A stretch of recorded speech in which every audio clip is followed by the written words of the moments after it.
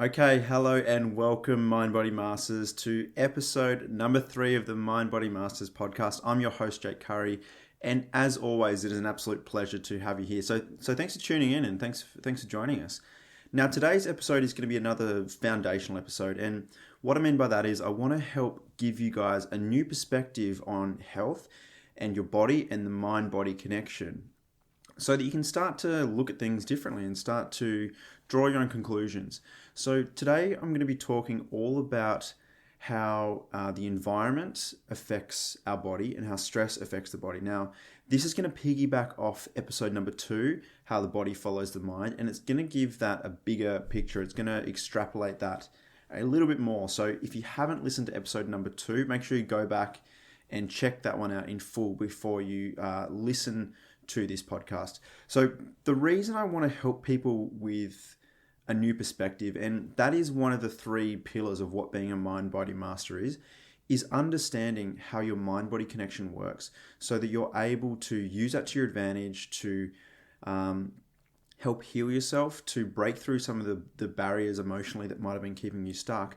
But one of the biggest things that this is really important for, this is particularly important for people out there that are constantly worried about disease. They're constantly worried about getting sick. They're always anxious about their hereditary, like understanding that thinking that they might have some kind of disease or they might be prone to some kind of disease and living in fear of that. This kind of information is for these people. So stay tuned. This episode is going to be an absolute doozy. Hello, my name is Dr. Jake Curry. I'm a chiropractor and I specialize in the mind-body connection and teaching people how to heal themselves. Becoming a mind-body master allows you to break free from the old emotions and patterns in your mind that have kept you stuck so that you can heal yourself physically from the inside out, unlock your true potential, and feel truly inspired and energetic once more. If you're ready to learn how to harness the healing powers of your mind and develop the tools to become emotionally bulletproof, well, stay tuned as we heal, grow, and evolve.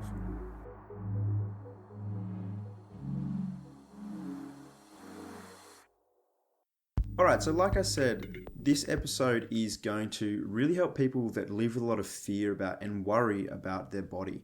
And so my goal here is to plant a seed here that's going to help it grow and germinate so that you can really start to honor your body, trust your body, understand that Mother Nature doesn't make mistakes, and start to create a bit of a paradigm shift around health, going from our bodies are broken and malignant and we need to be fearful and worried about them breaking down to actually feeling empowered and fearless in terms of our own health.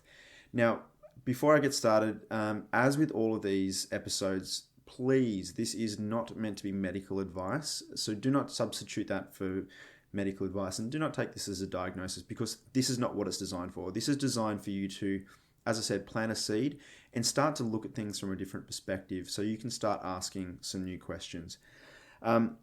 So by the end of this podcast and by the end of this journey together, I really hope that you have a similar or a new, more empowered perspective on health and what it means to be healthy and what causes disease, and even reframing disease in a different light that's gone from the body's broken and malignant, like I said, to, hey, my body's adapting and coping. So I'm going to use a lot of analogies and stories in the animal kingdom and in plants because whenever I explain this to people, when I explain it in those terms, it makes so much more sense for people. I don't know what it is about explaining how stress affects an animal or stress affects a plant, but people just get it. And so I want to explain that so that you can start to apply that same understanding back to yourself and back to your own body. So, prepare for a few stories. I tell a lot of stories. It's a way in which I communicate. And so I hope that really resonates with you. So the first thing I want to look at is, well, firstly, if you haven't listened to episode number 2, I'll say it again. Make sure you go back and have a listen because in that episode, I talked all about how the body follows the mind. So I gave a couple examples, like if you're stressed about something, at a cellular level, your body will physically adapt. And it adapts to help you cope with that stressful environment. And there's been some amazing research done by an epigeneticist and a cellular biologist, Bruce Lipton. And I talked a little bit about his studies in episode number 2 about how he had stem cells, which essentially have all the same genetic makeup and they divide quite rapidly. And he put those different stem cells in different cultures. And depending on what culture he put the stem cells in, determined what kind of DNA structure those cells adapted. And so from his study, you're able to start seeing that the environment in which the cells are placed is actually the most important thing in terms of genetic outcome. So let's look at a plant, for example. Now, imagine you have a house plant, say, and there's a funny thing in Bunnings. If you kill a house plant, they'll return it to you in a year, which I think is really cool. And I think they're probably going to have a few dead plants being returned to them. But imagine you have a house plant, right? And you don't water it. By not watering it, that's a change in that plant's environment.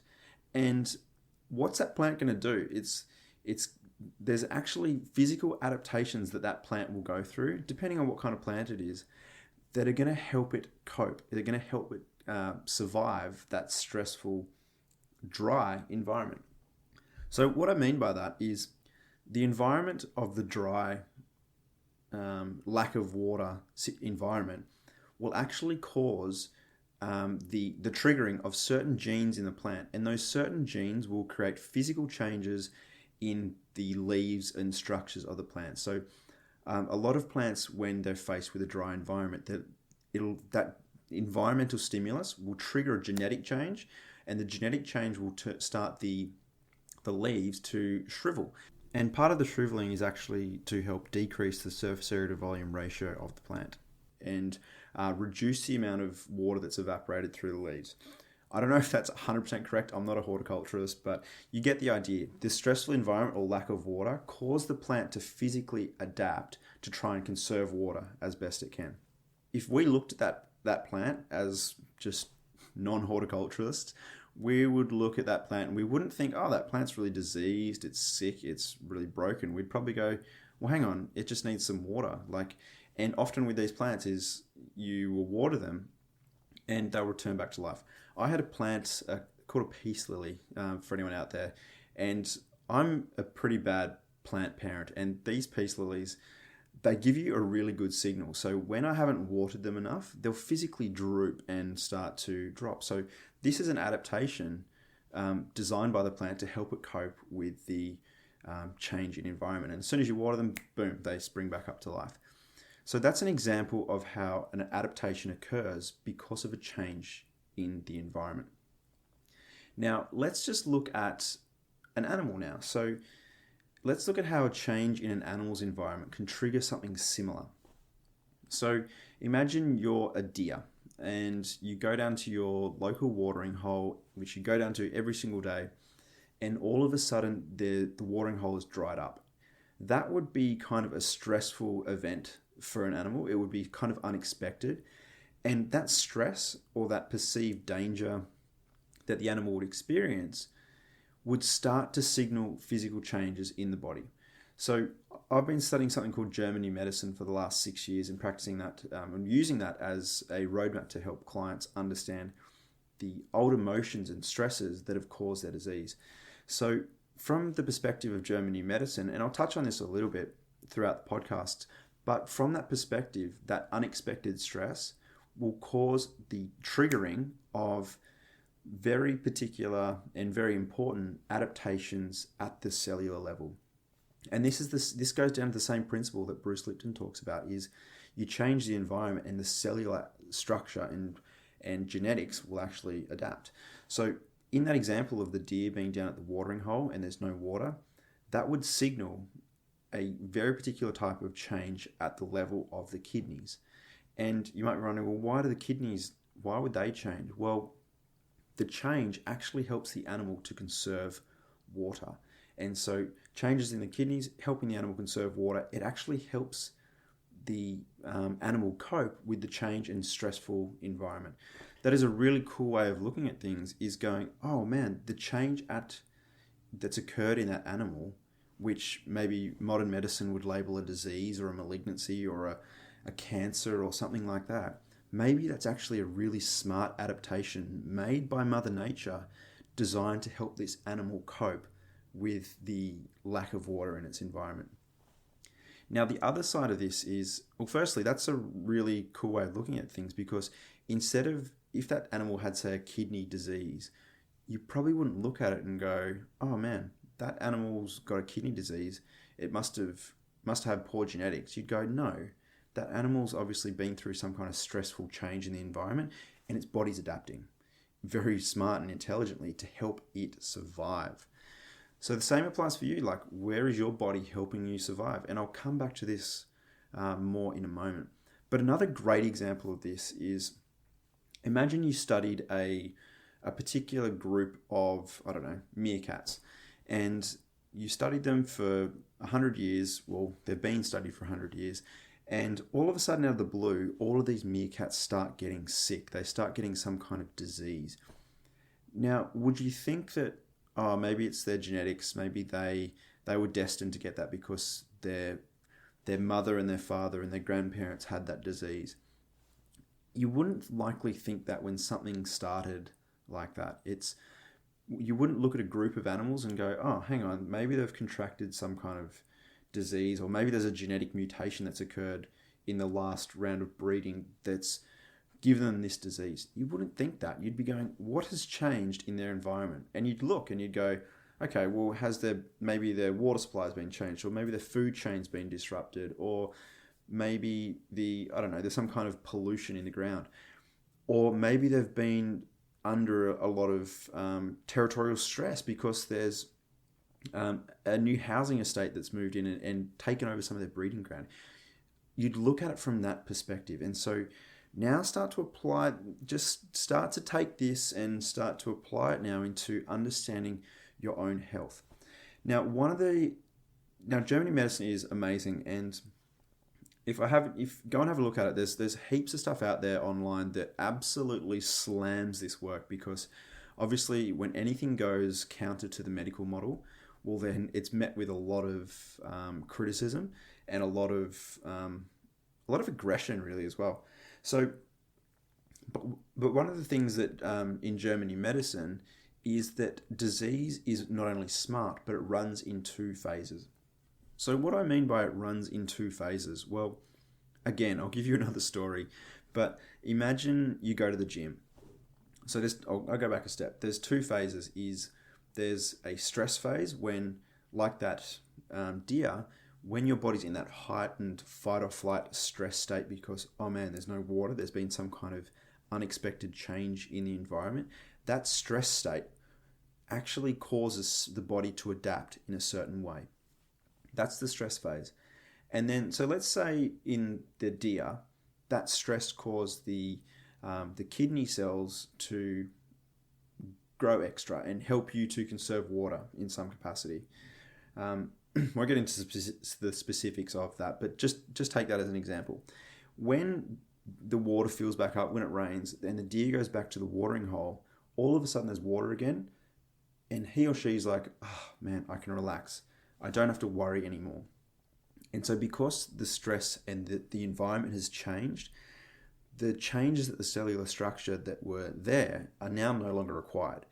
And so what would actually happen is the body would start to, if it grew extra cells, for example, to help you cope, well then those extra cells would start to be broken down. And this is when typically an animal will get sick or a human will get sick, is not necessarily in the stress phase, but when the stress goes away. Now, I know some of you listening are probably thinking about times when you've gone on holidays maybe and you've got sick, and I'll circle back to this in a minute.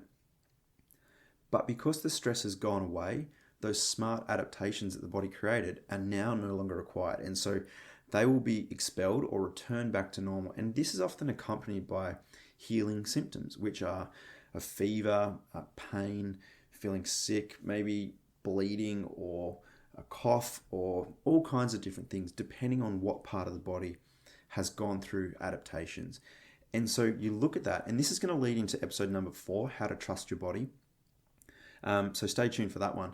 But when you start to look at the changes in the body of that deer, and you start to understand that maybe all of those symptoms and sickness that the deer is experiencing is simply the body healing as the result of a previous stress that it had gone through. So that's it's a big leap for a lot of people to make in where they currently think in terms of how the body works and how disease works. And I'm not asking you to make that leap by any means. It's just as I said, this is just a seed to be planted and see where that goes. But one of the things is, when you start to look at health this way, man, there is so much less fear.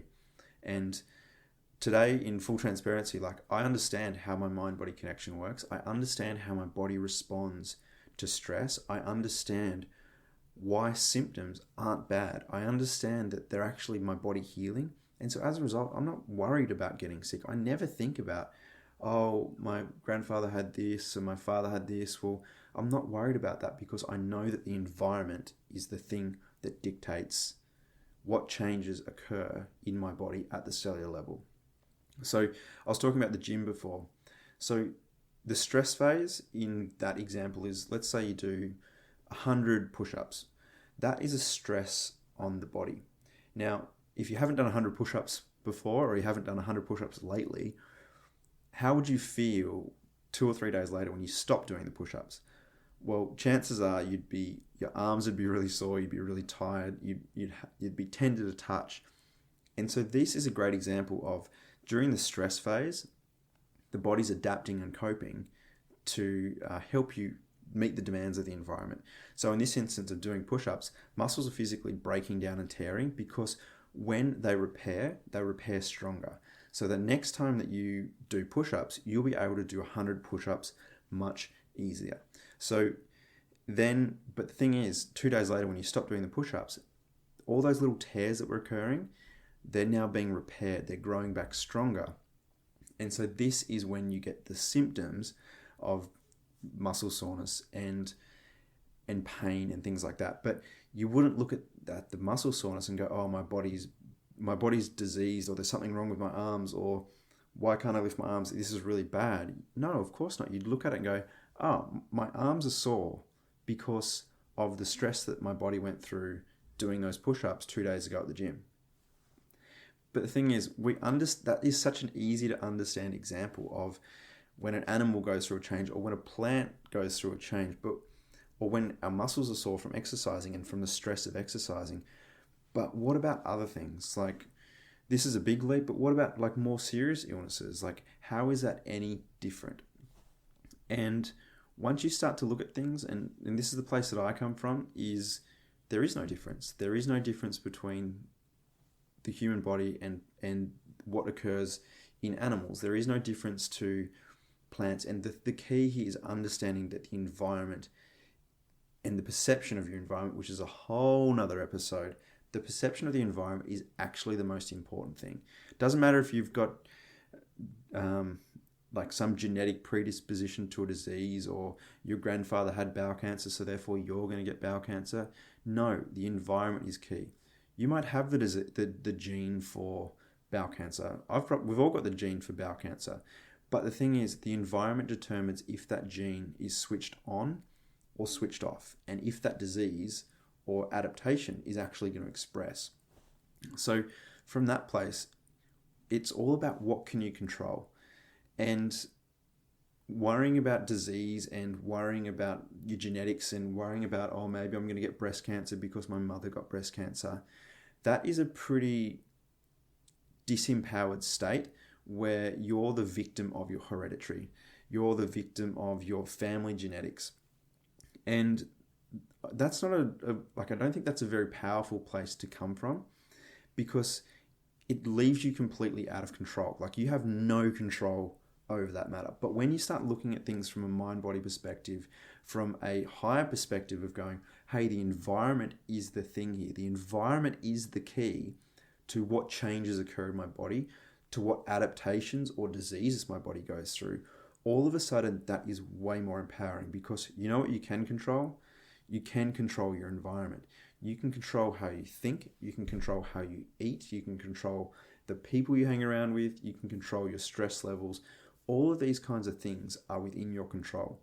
And if the environment is the key to understanding health, well, all of a sudden, instead of being a victim to your hereditary, you're completely powerful and you have the ability to heal yourself. You have the ability to change your environment, and you have the ability to heal and prevent disease. So that is like I said, it's a pretty big leap for a lot of people to make. And I don't want you to sort of just replace or discredit the medical model or anything like that, because I just want you to start thinking a little bit differently. But I know from the place that I am, when you understand that the environment controls your body and disease, well, all of a sudden you've got nothing to worry about. You don't have to fear. And instead of being a victim to your hereditary, you can start being a mind-body master and actually controlling your environment and doing good things for your body that are going to help you prevent disease. And one of the most key factors in longevity and health, in my opinion, is your emotional resilience. So, and being how you're able to deal with stress, because we all know that stress is the biggest killer, but everyone knows that stress is bad, but no one really knows exactly why it's bad or how it works. But understanding this is going to give you that new perspective. And if you're able to manage your stress and your emotions, well, man, you are ahead of the game. And that is one of the best things that you can do for your own health and for the health of your family and community, is to become emotionally bulletproof. So I'll leave you with that. Now, like I said, this is a whole new perspective, and I hope this has just triggered something in your mind and gone, oh man, yeah, that is a different way of looking at things. And yeah, that does make sense in plants. That does make sense in animals. It does make sense when I think of the gym. So look at your own life now and go, where am I maybe experiencing some chronic illness, or maybe where am I experiencing some emotional stress or some external stress in my world, and how might that be actually impacting my body?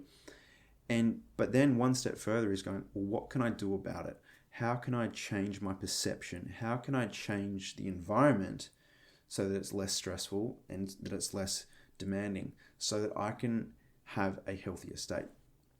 And I'll ask you one question, like, have you ever experienced when you felt completely stress-free, completely at ease, you get sick, or you get some kind of illness, or you go on holidays from work and all of a sudden you get sick?